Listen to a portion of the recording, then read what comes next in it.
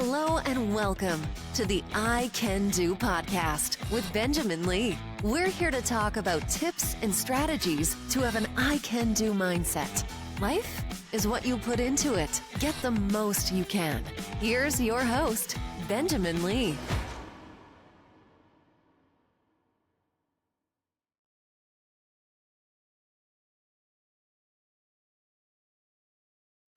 Day 17 of 300, my Ultraspeaking Project, 300 episodes, now moved to the YouTube channel of impromptu speaking.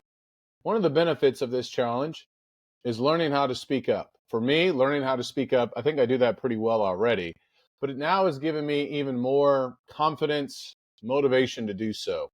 Something as small as seeing somebody in our neighborhood recently and just having the courage to stop and ask and make sure everything is okay and really to see what's going on. You know, sometimes doing something as small as that, talking to a stranger, creating a conversation. We went to a symphony last week and just started talking to the people next to me. Being able to do that is something that a lot of people actually have a hard time doing. So practicing, feeling turbulence, going through these reps is something that's really good. So it doesn't matter how long you've been speaking, continuing to craft or to work on your craft, to feel the anticipation, the unknown, and to lean forward, to lean into it, that is always an amazing feeling. So the Ultraspeaking app will give me my topic for today. If I could live anywhere, where would it be? Well, ladies and gentlemen, where we live, it certainly matters a great deal. Now, I will say this, that most people, I was listening to the Colin Cowherd podcast. He was one of my favorite sports podcasts. He often talks about how about half of America never move from where they're born. So think about that for a second. Half of Americans will stay in the same place their entire lives. That is, on one hand, maybe a good thing. There's consistency, there's steadfastness, if you want to describe it like that. But on the other hand, I think there's also a lot of fear. There's fear of the unknown.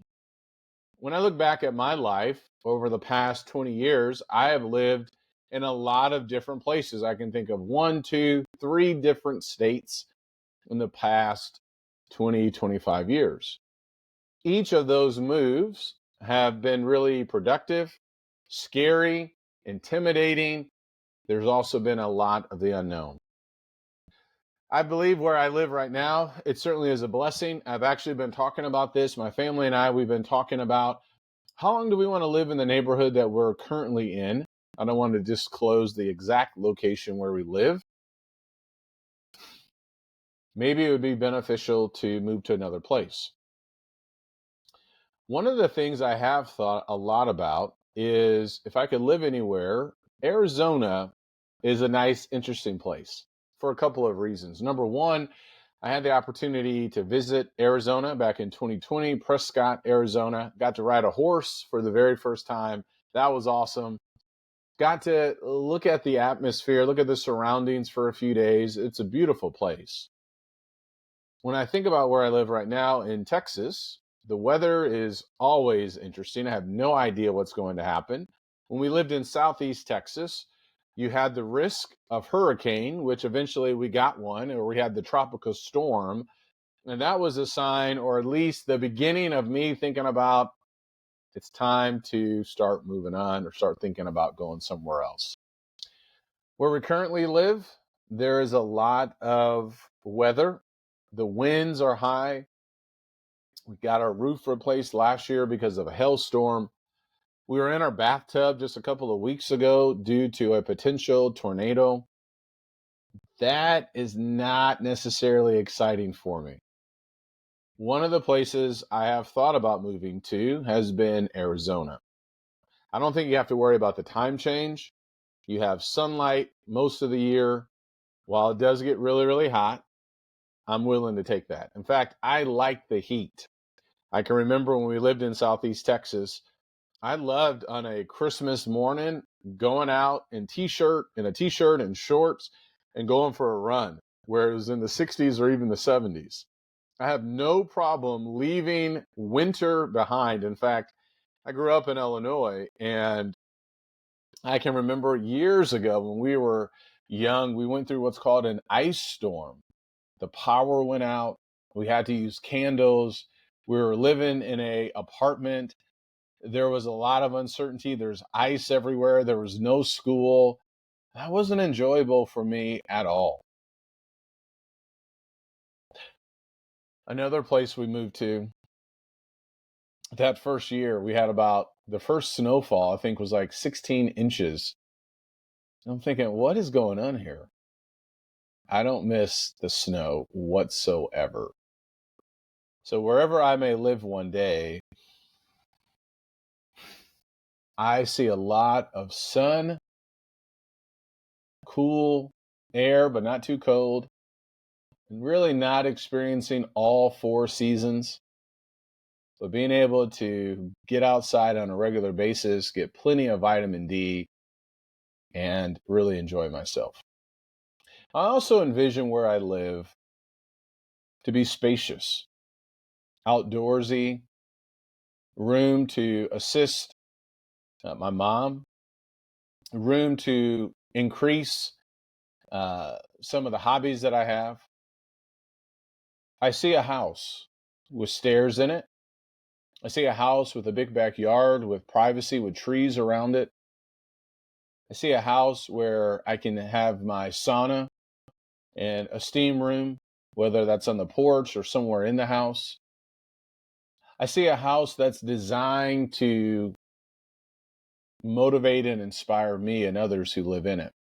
You know what else I see? I see a library of books with one of those ladders that just has the wheels on them that moves across the room where you can go up on the ladder and get those books at a higher level. That's what I see. Wherever I live next, Lord willing, I'd love to get that. In fact, I can see it because I was at a house a couple of months ago when I was speaking near Houston, and this house was fantastic. It had one of those ladders. It was a nice long bookshelf.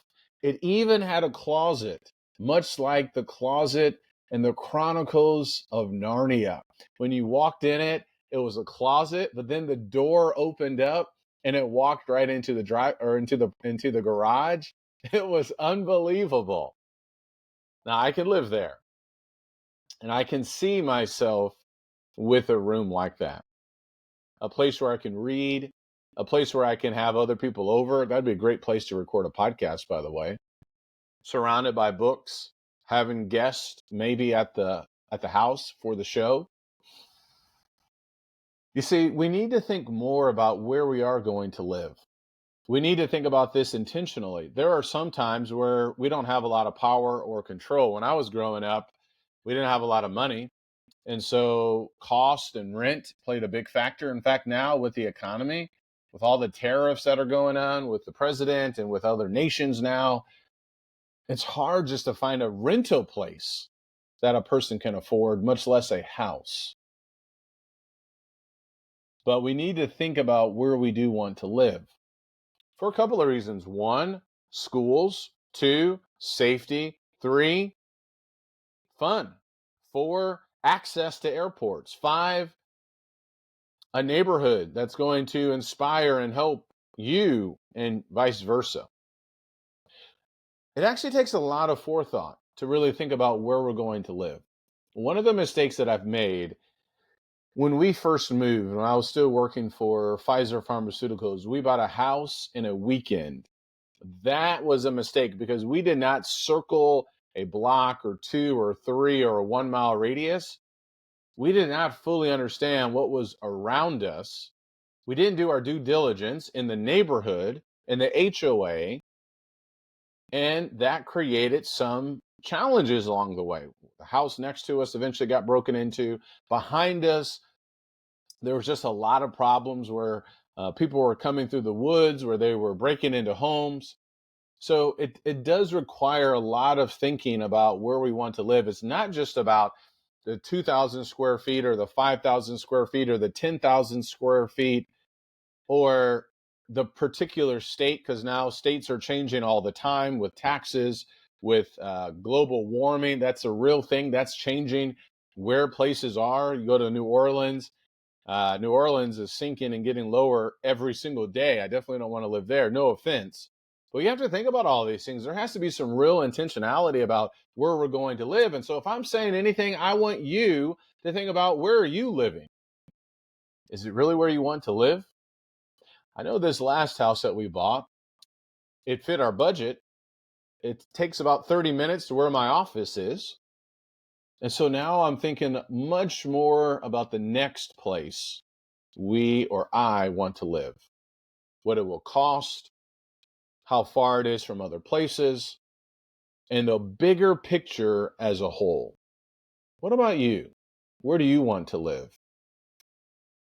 When we think about where we want to live, it all begins with where we currently are in our minds.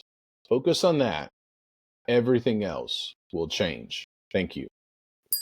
All right, day 17 in the books, 9-minute impromptu talk, preparing for my TEDx talk, whenever that may be, however that may be. I got no idea. But what I do know, always stay ready. Talk to you tomorrow.